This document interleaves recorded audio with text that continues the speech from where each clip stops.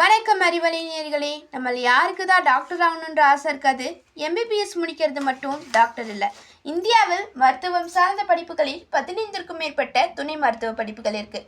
PharmD பற்றி கேள்விப்பட்டிருக்கீங்களா? ஃபார்ம்டிங்கிறதும் ஒரு மெடிக்கல் கோர்ஸ் தான், டாக்டர் ஆஃப் ஃபார்மசி. நம்மள நிறைய பேருக்கு இந்த கோர்ஸை பற்றின அவேர்னஸ் இல்லை. மருந்துகள் உற்பத்தி பண்ணுறதும் அதன் பயன்பாடுகளை பற்றி படிக்கிறது தான் இந்த கோர்ஸ்.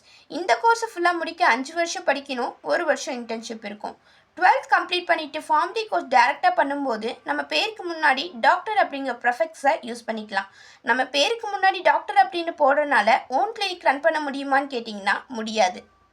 என்னதான் நீங்கள் டாக்டருக்கு ஈக்குவலாக ட்ரீட் பண்ணப்பட்டாலும் டாக்டருக்கு கீழே தான் ஒர்க் பண்ண முடியும்.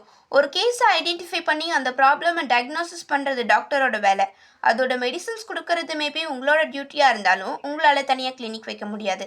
தனியாக ஃபார்மசி வைக்கலாமான்னு கேட்டிங்கன்னா கண்டிப்பாக ஒரு நல்ல ஸ்டாண்டர்டான ஃபார்மசி ஓப்பன் பண்ணி ரன் பண்ணலாம்.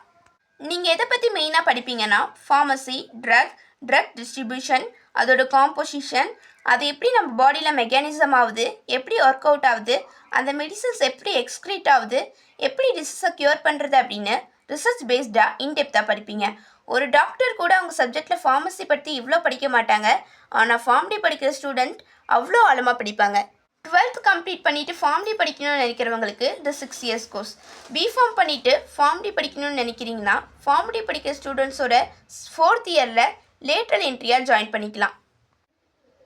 ஃபார்ம்டி படிக்கிறதுக்கு 12th above 60% மார்க் எடுத்துருக்கணும். இதே நீங்கள் SC ST கேட்டகரியாக இருந்தால் 55%க்கு மேலே எடுத்தாவே போதும். Physics, chemistry, biology, physics, chemistry, botany, zoology, physics, chemistry, computer science எடுத்தவங்களும் இந்த கோர்ஸை படிக்கலாம். நம்ம சப்ஜெக்டில் ஃபிசிக்ஸ், கெமிஸ்ட்ரி மெயினாக இருந்தாவே போதும். முக்கியமான விஷயம், இந்த கோர்ஸை கம்ப்ளீட் பண்ணுறதுக்கு நீட் கம்பல்சரி கிடையாது.